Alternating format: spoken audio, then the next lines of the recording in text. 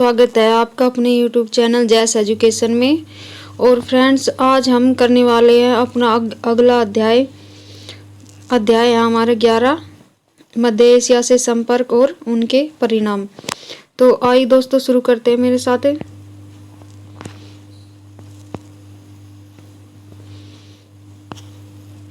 क्या है पूर्वी भारत,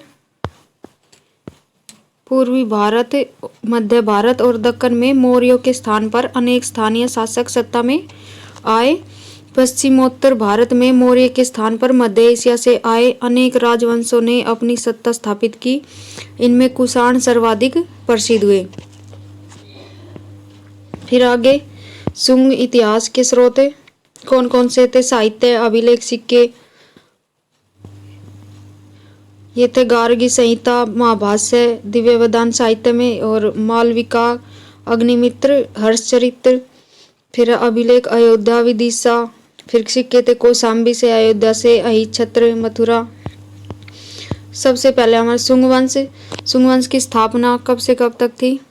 187 से 75 ईस्वी पूर्व तक शुंग वंश चला। शुंग वंश के संस्थापक कौन थे? पुष्यमित्र शुंग था, जिसने सफल विद्रोह के द्वारा अंतिम मौर्य शासक वृद्धरथ की हत्या कर इस वंश की नींव डाली थी। किसने?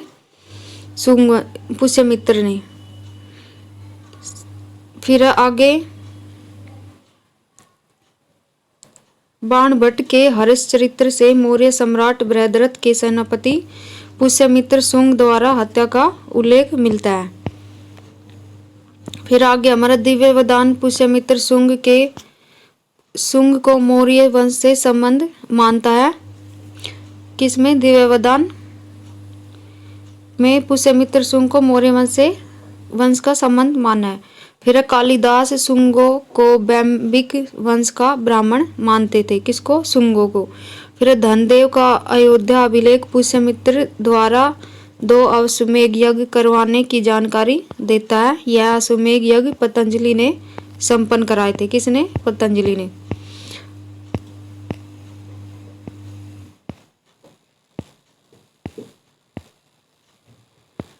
फिर सीमित के अनुसार कलिंग नरेश खारवेल ने जिस पाटलिपुत्र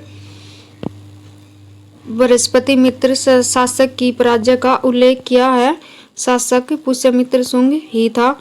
महर्षि पाणिनि ने पुष्यमित्र शुंग को भारद्वाज गोत्र से संबंधित बताया था और उसकी राजधानी क्या थी? विदिशा थी। किसने बताया? महर्षि पाणिनि ने। फिर मालविकाग्निमित्र के अनुसार पुष्यमित्र शुंग ने विदर्भ के राजा यज्ञसेन को पराजित किया था तथा इसने सेनानी की उपाधि धारण की थी।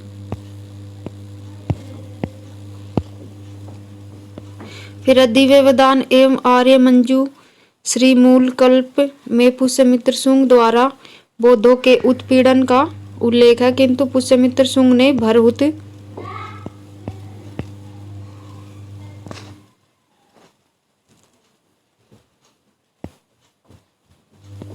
का स्तूप बनवाया तथा सांची के स्तूप के चारों ओर चहारदीवार का निर्माण कराया। शुंग काल में संस्कृत भाषा का पुनरुत्थान हुआ। इसके उत्थान में महर्षि पतंजलि का विशेष योगदान था। पुराणों के अनुसार पुष्यमित्र ने 36 वर्ष तक का शासन किया था। कितने वर्ष? 36 वर्ष। फिर अगला अग्निमित्र। पुष्यमित्र शुंग के पश्चात उसका पुत्र कौन था? अग्निमित्र था, शासक हुआ। कालिदास के सुप्रसिद्ध काव्य मालविका अग्निमित्र का मुख्य नायक अग्निमित्र है। इसमें मालविका और अग्निमित्र की प्रेम कहानी का वर्णित है। फिर मालविका अग्निमित्र में मित्र की अमात्य परिषद का उल्लेख मिलता है। फिर अग्निमित्र के उत्तराधिकारी अग्निमित्र के पश्चात उसका पुत्र सुज्येष्ठ शासक हुआ। उसके सिक्के पर उसका नाम जेठमित्र था। मालविका अग्निमित्र एवं गार्गी संहिता से यवन आक्रमण की जानकारी मिलती है। किससे? मालविका अग्निमित्र एवं गार्गी संहिता से। फिर जिसे पुष्यमित्र शुंग के पौत्र एवं अग्निमित्र के पुत्र ने धराशायी किया था। किसने? पुष्यमित्र शुंग के पौत्र और अग्निमित्र के पुत्र ने। फिर सुज्येष्ठ के बाद वसुमित्र शासक हुआ, जिसकी हत्या कौशल के मूलदेव ने कर दी। अगला शासक वज्रमित्र हुआ, जिसका शासनकाल महत्वहीन था।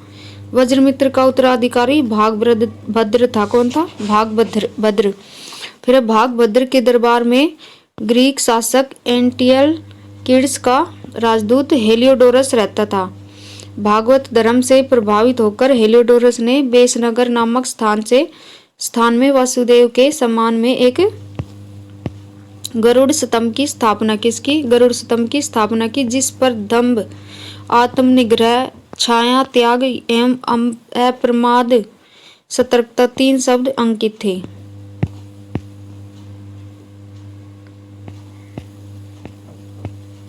फिर आता हमारा अगला कौन सा आता है? कर्णवंश।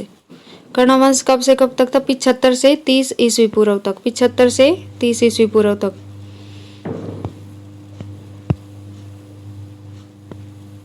वसुदेव ने 75 ईस्वी पूर्व में कर्णवंश की स्थापना की थी। किसने की थी? वसुदेव ने। और फिर इस वंश में केवल 4 शासक हुए, जिनमें वसुदेव, भूमिमित्र, नारायण और सुशर्मन। फिर इन्होंने 30 ईस्वी पूर्व तक शासन किया। अंतिम शासक थे सुशर्मन की कौन थे अंतिम शासक? सुशर्मन थे। 30 ईस्वी पूर्व तक शासन किया। फिर सुशर्मन की सातवां शासक सिमुक ने हत्या कर इस वंश का अंत कर दिया। किसने? सिमुक ने। ये सिमुक कौन थे? सातवां शासक के। फिर शक, इसके बाद आता है शक। शक यूनानियों के बाद शक आए, जिनकी 5 शाखाएं थी और प्रत्येक शाखा की राजधानी भारत व अफगानिस्तान के अलग अलग भागों में थी। फिर शक की पहली शाखा ऊपरी दक्कन में स्थापित हुई, दूसरी शाखा पंजाब क्षेत्र से संबंधित थी, फिर तीसरी शाखा मथुरा में और चौथी शाखा पश्चिम भारत में थी। शकों की 5वीं शाखा ने ऊपरी दक्कन पर अपना प्रभुत्व स्थापित किया था। शक सीथियन नाम से जाने जाते हैं तथा भारत में शक क्षत्रप कहलाते थे। क्या कहलाते थे? क्षत्रप। फिर आगे है लगभग 57 ईस्वी से 58 ईस्वी पूर्व में उज्जैन के एक राजा ने शकों से युद्ध करके उनको पराजित कर दिया और फिर उन्हें अपनी सीमा से बाहर निकाल दिया। उसने सकारी विक्रमादित्य की उपाधि धारण की। किसकी? सकारी विक्रमादित्य की।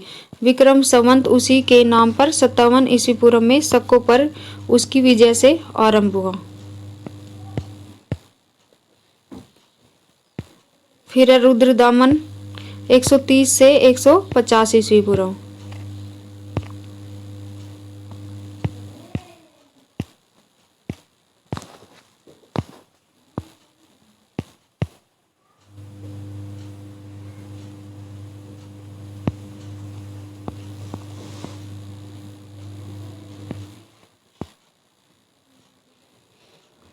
रुद्रदामन सबसे विख्यात कब से कब तक था? रुद्रदामन का 130 से 150 ईस्वी पूर्व। ये सबसे अधिक विख्यात शक शासक थे पहले, और यह उसकी राजधानी पंजाब के शाक काल में थी। रुद्रदामन ने गंगा यमुना दोआब पर आक्रमण किया था। यूनानी शासकों ने अत्यधिक संख्या में सिक्के प्रचलित किए। किसने? यूनानी शासकों ने। फिर हमारा हिंद यूनानी भारत के पहले शासक हुए, जिनके प्रचलित किए गए सिक्कों के विषय में निश्चित रूप से कहा जा सकता है कि सिक्के किन किन शासकों के हैं। सर्वप्रथम हिंद यूनानियों ने सोने के सिक्के प्रचलित किए थे। किसने किए थे सोने के सिक्के? हिंद यूनानियों ने। फिर हिंद यूनानी शासकों ने भारत के पश्चिमोत्तर सीमा प्रांत यूनानी कला को संरक्षण दिया, जिसे हेलेनिस्टिक आर्ट कहा जाता है। फिर भारत में गांधार कला इसी का मिश्रित रूप है। किसका? हेलेनिस्टिक आर्ट का। फिर उज्जैन के शकों में सबसे प्रसिद्ध शक शासक था। इसके विषय में जानकारी प्रमुख स्रोत इसका जूनागढ़ अभिलेख 150 है ईस्वी है। फिर रुद्रदामन जूनागढ़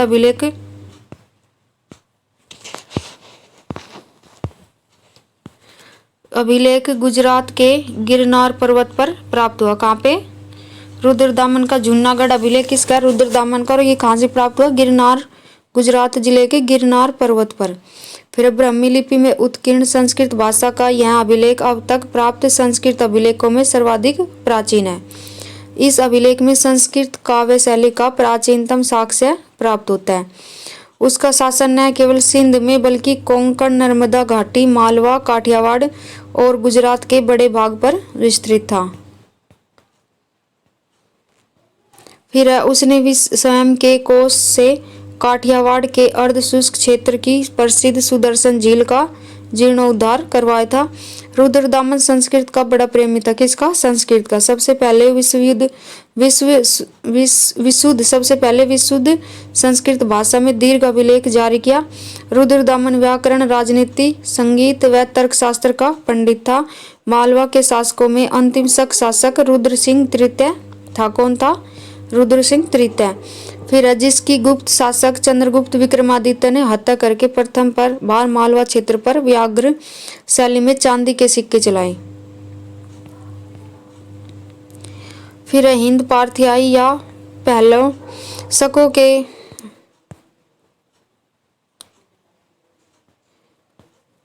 के आधिपत्य के पश्चात पार्थियाई लोगों का आधिपत्य स्थापित हुआ। संस्कृत ग्रंथों में इन दोनों वंशों का एक साथ उल्लेख शक पहलू के रूप में मिलता है। पार्थियाई लोगों का मूल निवास स्थान ईरान था। क्या था? ईरान था। यहीं से वे लोग भारत आए थे।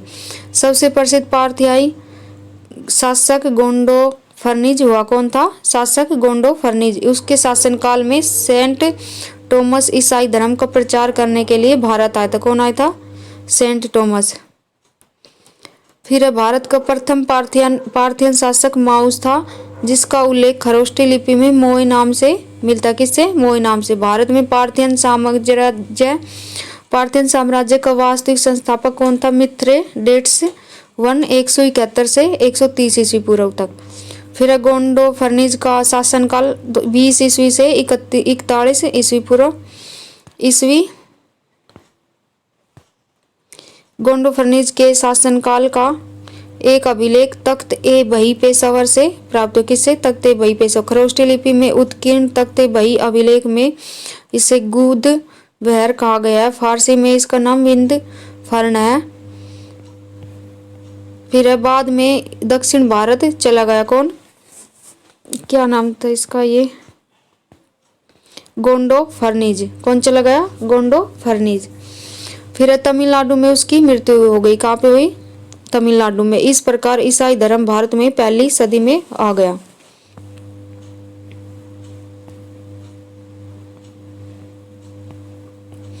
फिर आएगा आगे हमारा कुषाण वंश। कुषाण पार्थियाई के पश्चात कुषाणों को शासन स्थापित हुआ, जो यूची कहलाते थे। क्या कहलाते थे?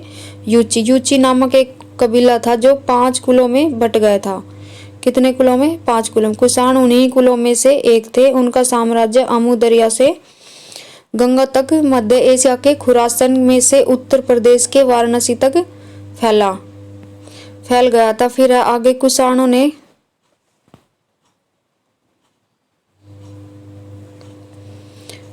ने पूर्व सोवियत गणराज्य में शामिल मध्य एशिया का बड़ा भाग, ईरान का हिस्सा, अफगानिस्तान और लगभग संपूर्ण उत्तर भारत के भूभागों को अपने शासन के अधीन कर लिया था। किसने? कुषाणों ने। फिर आगे आरंभिक कुषाण शासकों ने बड़ी संख्या में स्वर्ण मुद्राओं को जारी किया। उनकी स्वर्ण मुद्राएं धातुओं की शुद्धता में गुप्त शासकों की स्वर्ण मुद्राओं से उत्कृष्ट है। कुषाणों को सर्वाधिक ताम्र सिक्के चलाने का श्रेय प्राप्त है। किसको? तांबे के सिक्के किसने चलाए थे? सबसे अधिक कुषाणों ने। फिर मथुरा में कुषाणों के सिक्के, अभिलेख, संरचनाएं, मूर्तियां मिली है। उनसे प्रकट होता है कि मथुरा और भारत में कुषाणों की द्वितीय राजधानी थी।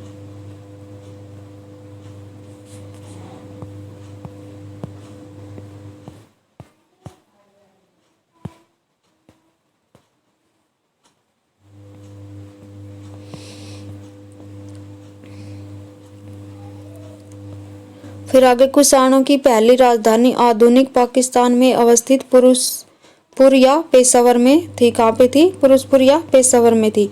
ये देख लो आप। कुषाण वंश राजधानी पाटलिपुत्र, विदिशा।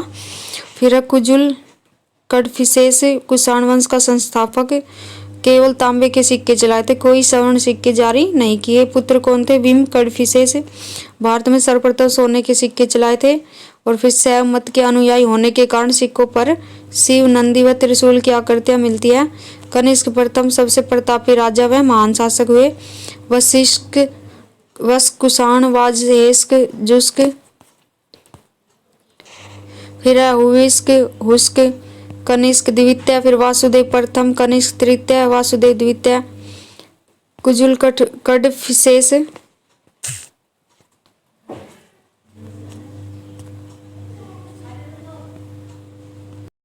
कुजुल कडफिसेस कब से कब तक 15 से 65 ईस्वी। फिर भारत में सर्वप्रथम कुजुल कडफिसेस 1। फिर कुषाण शासक ने आक्रमण पर पश्चिम उत्तर प्रदेश पर अधिकार कर लिया। उसके केवल तांबे के सिक्के चले आए थे। किन्होंने? कुजुल कडफिसेस ने। फिर आएगा आगे,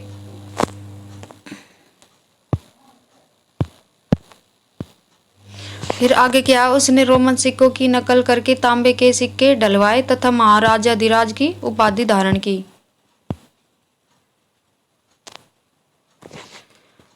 फिर कनिष्क ने अपनी राजधानी पुरुषपुर में 400 फीट, कब से कब तक था? 78 से 105 ईस्वी। पुरुषपुर में 400 फीट ऊंचा 13 मंजिलों का एक मीनार बनवाया, जिसके ऊपर एक लोह छत्र भी स्थापित किया गया और उसके समीप में एक विशाल संघाराम विहार निर्मित किया गया था। फिर आगे, संघाराम कनिष्क के चैत्य के नाम से प्रसिद्ध है, जिसका निर्माण यवन वास्तुकार अगिलस द्वारा किया गया था। कनिष्क ने कश्मीर में कनिष्कपुर तथा तक्षशिला में सिरकप में एक नए नगर की स्थापना की थी। कनिष्क सर्वाधिक विख्यात कुषाण शासक था। इतिहास में 2 कारणों से उसका नाम प्रसिद्ध हुआ। पहला क्या था? उसने 78 ईस्वी में एक क्या किया था? संवंत चलाया, जो शक संवंत कहलाता था। फिर इस संवंत का प्रयोग भारत सरकार द्वारा किया जाता है। फिर दूसरा क्या था? उसने बौद्ध धर्म को मुक्त हृदय से संपोषण व संरक्षण किया, बौद्ध धर्म का। फिर कनिष्क चीन के शासक पांचाओ से युद्ध, ये हमने कनिष्क का चीन के शासक पांचाओ से युद्ध हुआ, जिसमें पहले कनिष्क की पराजय हुई, परंतु बाद में वह विजयी हुआ। कनिष्क ने पासरों की सलाह पर बौद्धों की चतुर्थ संगीति का आयोजन कश्मीर के कुंडलवन विहार में किया था, जिसकी अध्यक्षता वसुमित्र तथा उपाध्यक्ष कौन थे? अश्वघोष ने की। इस बौद्ध संगति में बौद्ध धर्म के महायान संप्रदाय को अंतिम रूप दिया गया। कनिष्क कला और संस्कृत साहित्य का भी महान संरक्षक था। फिर आगे, कनिष्क की राज्यसभा अनेक योग्य विद्वानों से सुशोभित थी। इनमें पासुर, वसुमित्र और अश्वघोष जैसे बौद्ध दार्शनिक थे। नागार्जुन जैसे प्रकांड पंडित, चरक जैसे चिकित्सक कनिष्क की राज्यसभा में से संबंधित थे। कनिष्क का पुरोहित संरक्षक था। मध्य एशिया से संपर्क के प्रभाव क्या पड़े इस पर? भवन और मृदभांड। इस पर कुषाण काल में भवन निर्माण के कार्य में उल्लेखनीय प्रगति हुई। पक्की ईंटों का प्रयोग फर्श बनाने में किया गया। खपरेल किसको बोलते थे? टाइलों को प्रयोग फर्श और छत दोनों में किया गया। फिर कुषाणों का प्रमुख मृदभांड क्या था? लाल बर्तन है। क्या था? लाल बर्तन था, जो सफेद और पॉलिशदार है तथा बनावट में मध्यम से उत्तम तक है। इसके अतिरिक्त फुहारों और टोटियों वाले पात्र असाधारण है। इस काल की प्रमुख विशेषता क्या थी? ईंटों के कुएं का निर्माण है। क्या था? ईंटों के कुओं का निर्माण था। फिर उत्कृष्ट अश्वारोही सेना बड़े पैमाने पर उत्तम अश्वारोही सेना और अश्वारोहण की परंपरा चलाई तथा लगाम और जीन का प्रयोग प्रचलित किया। शक और कुषाण विलक्षणा अश्वारोही थे। अफगानिस्तान के बैग्राम में कुषाण काल की पक्की ईंट की घुड़सवारों की मूर्तियां मिली है, जिनसे घुड़सवारी में उनकी गहरी रुचि प्रदर्शित होती है। फिर वे रस्सी से एक प्रकार का अंगूठा रकाब लगाते थे, जिससे उन्हें घुड़सवारी में सुविधा होती थी। फिर शकों और कुषाणों ने पगड़ी, ट्यूनिक, कुर्ती, पाजामा, लंबे कोट चलाए, टोपी, आस्तरण और बूट चलाए, जिनका प्रयोग कौन करते थे? योद्धा करते थे। फिर व्यापार और खेती। भारत का मध्य एशिया के अल्ताई पहाड़ों से प्रचुर मात्रा में सोना प्राप्त हुआ था। फिर कुषाणों ने रेशम के उस प्रख्यात मार्ग पर नियंत्रण कर लिया जो चीन से प्रारंभ होकर कुषाण साम्राज्य में शामिल मध्य एशिया व एवं अफगानिस्तान से गुजरते हुए ईरान जाता था तथा यह मार्ग पूर्वी भूमध्य सागरीय अंचल में रोमन साम्राज्य के अधीन पश्चिम एशिया में भी जाता था। फिर आगे यह रेशम मार्ग कुषाणों की आय का बड़ा स्रोत था तथा वे इस मार्ग पर व्यापारियों से उगाई गई चुंगी के कारण ही विशाल व समृद्ध साम्राज्य स्थापित कर सके। फिर भारत में व्यापक पैमाने पर सोने के सिक्के चलाने वाले पहले कौन थे? कुषाण ही थे। कुषाण ने खेती को बढ़ावा दिया और क्या। फिर सिंचाई पुरातत्व अवशेष पाकिस्तान, अफगानिस्तान और पश्चिम मध्य एशिया में पाए जाते हैं कुषाण काल के। फिर राज्य व्यवस्था कैसी थी कुषाण के समय? कुषाण शासकों ने महाअधिराज की गौरवपूर्ण उपाधि धारण की। किसकी? महाअधिराज की। और फिर शकों और कुषाणों ने इस भावना को बढ़ावा दिया कि राजा देवता का अवतार है। किसका? देवता का अवतार है। फिर कुषाण शासक देवपुत्र कहलाते थे। यह उपाधि कुषाणों ने चीनियों से ली जो अपने शासक को स्वर्ग का पुत्र कहते थे। कुषाणों ने राज्य शासन में छत्रप प्रणाली चलाई। साम्राज्य अनेक क्षत्रपियों में विभक्त कर दिया गया तथा प्रत्येक क्षत्रपी एक एक क्षत्रप के शासन में छोड़ दिया गया प्रत्येक को। फिर आगे यूनानियों ने सेनानी शासन की परिपाटी चलाई। इसके लिए शासक सेनानियों की नियुक्ति करते थे जो यूनानी भाषा में सेट्रेटोगोस कहलाते थे। फिर धार्मिक विकास कैसे हुआ? धार्मिक विकास में क्या? यूनानी राजदूत हेलियोडोरस ने मध्य प्रदेश में स्थित विदिशा में ईसा पूर्व लगभग दूसरी सदी के मध्य में वासुदेव की आराधना के लिए एक स्तंभ बनवाया। वासुदेव किसको मानते थे? इस वासुदेव से संबंध था भगवान विष्णु का। फिर प्रख्यात यूनानी शासक मिनांडर बौद्ध हो गया। बोधचार्य नागसेन और उर्फ नागार्जुन के साथ हुआ। उसका प्रश्नोत्तर मौर्योत्तर काल के बौद्धिक इतिहास का एक प्रमुख स्रोत है। फिर आगे हमारा कुषाण शासक शिव और बुध को दोनों के उपासक थे। तदनुसार कुषाण मुद्राओं पर इन दोनों देवताओं के चित्र मिलते हैं। किसके? शिव और बुध के। फिर आगे बौद्ध महायान संप्रदाय का उद्भव कैसे हुआ? आंध्र प्रदेश के नागार्जुन कोंडा के मठ क्षेत्रों से अत्यधिक मात्रा में सिक्के मिले हैं। फिर जीवन व्यतीत तपस्वी की तरह जीवन व्यतीत करने वाले भिक्षुओं भिक्षुणियों के दैनिक जीवन के नियमों में सरलता आई। अब वे सोने चांदी का प्रयोग करने लगे, मांस खाने और उत्तम कपड़े पहनने लगे थे। बौद्ध धर्म का यह नया रूप महायान कहलाया। क्या कहलाया? महायान। फिर बौद्ध धर्म में मूर्ति पूजा का आरंभ होने से मूर्ति पूजा ब्राह्मण समुदाय में भी मनाने लगे। फिर महायान का उदय होने पर बौद्ध धर्म का पुराना शुद्धचारी संप्रदाय हीनयान कहलाने लगा और कनिष्क महायान का महान संरक्षक हो गया। किसका? महायान का। फिर कला की गांधार और मथुरा शैली। कुषाण साम्राज्य ने विभिन्न शैलियों के प्रशिक्षित राजमिस्त्रियों और अन्य कारीगरों को एकत्रित किया।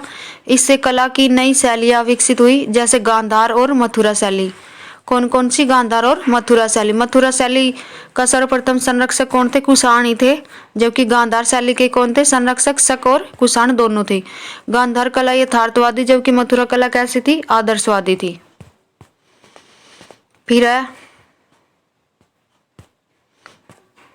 फिर भारत के पश्चिमोत्तर सीमांत प्रांत गांधार का एक मध्य एशियाई और रोमन शिल्पकारों के साथ संपर्क हुआ जिसके परिणाम स्वरूप मूर्तिकला की नई शैली का उदय हुआ जिसमें बुद्ध की प्रतिमाएं भारत और रोम की मिश्रित शैली में बनाई गई। किसमें? भारत और रोम की मिश्रित शैली। फिर बुद्ध के बाल यूनान रोमन कला शैली में बनाए गए थे। गांधार कला का प्रभाव मथुरा में भी पहुंचा, हालांकि यह मूलतः देसी कला का केंद्र था। मथुरा में बुद्ध की अद्भुत प्रतिमाएं बनी, परंतु इस जगह की ख्याति कनिष्क की सिरोहनी खड़ी मूर्ति को लेकर है, जिसके निचले भाग में कनिष्क का नाम उत्कीर्ण है। फिर आगे आंध्र प्रदेश में नागार्जुन कोंडा और अमरावती बौद्ध कला के महान केंद्र हो गए। कौन कौन से? नागार्जुन कोंडा और अमरावती। फिर जहाँ बुद्ध के जीवन की अनेक कथाएं पट्टों पर चित्रित की गई। बौद्ध धर्म से संबंधित सबसे पुराने पटचित्र गया, सांची और भरूच में पाए जाते। कहा? गया, सांची और भरूच में बौद्ध धर्म से संबंधित। फिर जो ईसा पूर्व दूसरी सदी के, कौन सी? ईसा पूर्व दूसरी सदी के साहित्य और विद्या क्या थी? इसमें फिर आगे काव्य शैली का पहला नमूना रुद्रदामन का काठियावाड़ में जूनागढ़ अभिलेख है, जिसका समय लगभग 150 ईस्वी है। अश्वघोष के कुषाणों को संपोषण प्राप्त था। यह कनिष्क का राजकवि था। अश्वघोष ने बुद्ध की जीवनी बुद्धचरित के नाम से लिखी। किसके नाम से? बुद्धचरित के नाम से। उसने सोनार नंद नामक काव्य लिखा, जो संस्कृत काव्य का उत्कृष्ट उदाहरण है। फिर आगे यूनानियों ने पर्दे का प्रचलन आरंभ कर भारतीय नाट्य कला के विकास में योगदान दिया। चूंकि पर्दा यूनानियों की देन थी, इसलिए यह यवनिका के नाम से जाना जाता था। वात्स्यायन को का कामसूत्र धार्मिकेतर साहित्य का सबसे अच्छा उदाहरण है। यह रति शास्त्र कामशास्त्र की प्राचीनतम पुस्तक है, जिसमें रति और प्रीति के विवेचन किया गया है। फिर चरक संहिता, और ये इम्पोर्टेंट है दोस्तों, ये सारे इम्पोर्टेंट फैक्ट है, ये सारे एक एक नंबर के क्वेश्चन बनते हैं। इसमें चरक संहिता तथा भरत मुनि का नाट्य शास्त्र इसी कला में लिखा गया। दूसरी सदी में पतंजलि ने महाभाष्य की रचना की। ये कई बार क्वेश्चन पूछ लेते हैं। फिर नागार्जुन कनिष्क की राजसभा में थे। नागार्जुन ने क्या? प्रज्ञापर पारमिता की रचना की, जिसमें शून्यवाद और सापेक्षवाद का प्रतिपादन किया गया। फिर विज्ञान और प्रौद्योगिकी। मौर्योत्तर काल में यूनानियों के संपर्क में खगोल और ज्योतिष शास्त्र में प्रगति हुई। संस्कृत ग्रंथों में हमें ग्रह नक्षत्रों के संचार संबंधी अनेक यूनानी शब्द मिले। यूनानी शब्द होरोस्कोप संस्कृत में होरोशास्त्र हो गया, जिसका अर्थ क्या है? संस्कृत में फलित ज्योतिष शास्त्र होता है। फिर आगे यूनानी शब्द द्रकम को भारत में क्या कहने लगे? द्रम। और फिर है यूनानी शासकों ने ब्रह्मलिपि चलाई तथा अपने सिक्कों पर अनेक भारतीय रूपांक मोटिफ चलाए। फिर आगे चरक संहिता। चरक संहिता अनगिनत वनस्पतियों के नाम है। क्या है चरक संहिता में? क्या है? उनमें अनगिनत वनस्पतियों के नाम है, जिनसे रोगों की चिकित्सा के लिए दवाई बनाई जाती थी। रोगों के इलाज में प्राचीन भारतीय वैद्य लोग मुख्यतः पौधों पर निर्भर थे, जिन्हें संस्कृत में औषधि कहते थे। क्या कहते थे? औषधि। और इससे दवा बनती थी, उसको औषध कहते थे। फिर है कुषाणकालीन प्रचलित तांबे। भारत में प्रचलित तांबे कुषाणकालीन सिक्के रोमन सिक्कों की नकल थे। किसकी नकल थे? रोमन सिक्कों की। कुषाणों ने जो सोने के सिक्के ढलवाए थे, वे रोमन स्वर्ण मुद्राओं की नकल थी। सन 27 से 28 में रोमन सम्राट ऑगस्टस और सन 110 से 120 ईस्वी में रोमन सम्राट ट्राजन की दरबार में भारत से राजदूत भेजे गए थे। इस काल में शीशे के काम पर विदेशी तकनीकी और तरीकों का विशेष रूप से प्रभाव पड़ा। फिर मौर्योत्तर युग शिल्प, व्यापार और नगर नियोजन। कुषाण और सातवाहनों का 200 से 300 ईस्वी तथा प्रथम तमिल राज्यों का युग प्राचीन भारत के शिल्प व वाणिज्य के इतिहास में चरम उत्कर्ष का काल था। दीर्घ निकाय में लगभग 24 प्रकार के व्यवसाय का उल्लेख है। कितने? 24 प्रकार के। महावस्तु में राजगीर में होने वाले 36 प्रकार के व्यवसाय का उल्लेख मिलता है। फिर मिलिंद पन्नो व मिलिंद प्रसन में 75 व्यवसाय का वर्णन। तेलंगाना तथा करीमनगर के एक गांव में बढ़ई, लोहार, सुनार आदि, ये आप पढ़ लेना इनको। लोहा बनाने के तकनीक ज्ञान में उत्तम प्रगति हुई। क्या क्या मिला है? करीमनगर और नालगोंडा से जिले में हथियारों के अतिरिक्त क्या मिला? तराजू की डंडी, मूठ वाले फावड़े, कुल्हाड़ी, हंसिया और फाल, उस्त्रा, करछुल आदि लोहे की वस्तुएं मिली है। फिर एक कपड़े के बारे में दे रखा है। तमिलनाडु में रंगाई का खोज प्राप्त हुआ है, ये पढ़ लेना आप। पक्की मिट्टी की सुंदर मूर्तियां भी बनती है। ये सारे डिटेल से दे रखे हैं सारे।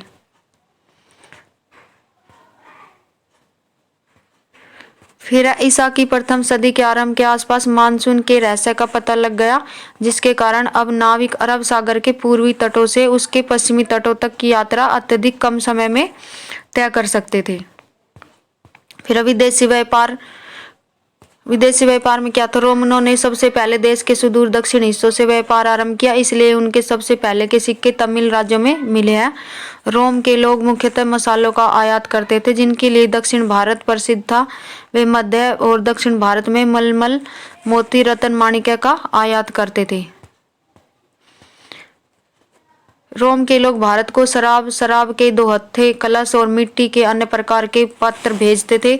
ये वस्तु पश्चिम बंगाल के तामलुक, पांडिचेरी के निकट के अरिक मेडु और दक्षिण भारत के कई अन्य स्थानों से खुदाई में मिली है। फिर रोम से भारत आई वस्तु में सबसे महत्वपूर्ण रोमन सिक्के हैं जो प्राय सोने और चांदी से बने हैं। फिर रोमन लेखक प्लिनी ने 77 ईस्वी में लैटिन में लिखे नेचुरल हिस्ट्री नामक अपने विवरण में दुख प्रकट किया है कि भारत के साथ व्यापार कर रोम अपना स्वर्ण भंडार लुटाता जा रहा है। किसने कहा है? प्लिनी ने। फिर पश्चिम के लोगों को भारतीय गोल मिर्ची इतनी प्रिय थी कि संस्कृत में गोल मिर्च का नाम ही यवन प्रिय पड़ गया। फिर भारत प्रायद्वीप में पाए गए रोमन सिक्कों और पात्रों की बहुतायत में से इसमें संदेह नहीं रह जाता कि रोम के साथ व्यापार में भारत लाभ की स्थिति में था। रोम को भारत के साथ गोल मिर्ची और इस्पात के माल का व्यापार बंद करना पड़ा। किसको? रोम को। फिर मुद्रा अर्थव्यवस्था कुषाण संभवतः मध्य एशिया से सोना प्राप्त करते थे। किससे? मध्य एशिया से। रोम से संपर्क के फलस्वरूप कुषाणों ने दिनार सदृश स्वर्ण मुद्राओं का जारी किया जो गुप्तों के शासनकाल में अधिक प्रचलित हुआ। स्वर्ण मुद्राओं का प्रयोग रोजमर्रा के लेन देन में नहीं होता होगा। ये लेन देन शीशे, पोटीन, तांबे के सिक्के से चलते थे। आंध्रों ने दक्कन में शीशे और पोटीन के सिक्के बड़ी संख्या में जारी किए। शहरी बस्तियां चिरांद, सोनपुर, बक्सर आदि तथा पूर्वी उत्तर प्रदेश के अनेक पुरास्थल खैरा, डी एम मासोन कुषाण काल में समृद्ध थे। फिर उत्तर प्रदेश में इलाहाबाद के निकट श्रृंगवेरपुर और सुहागोरा, भीटा और कौशाम्बी तथा उसके पश्चिमी जिले में अतरंजी खेड़ा और कई अन्य स्थल कुषाण काल में उन्नति पर थे। कुषाण काल के अन्य बताए गए भौतिक अवशेषों से प्रतीत होता है कि नगरीकरण उत्कर्ष पर पहुंच गया था। सबसे महत्वपूर्ण नगर उज्जैनी था। इसका महत्व इसलिए था क्योंकि यहाँ से गोमेद और इंद्रगोप पत्थरों का निर्यात होता था। फिर सबसे महत्वपूर्ण नगर उज्जैन थी, ये हमने पढ़ लिया। उत्खननों से ज्ञात होता है कि 200 ईस्वी पूर्व के बाद मणि या मन के बनाने के लिए गोमेद, इंद्रगोप या और सूर्यकांत रत्नों का काम बड़े पैमाने पर होता था।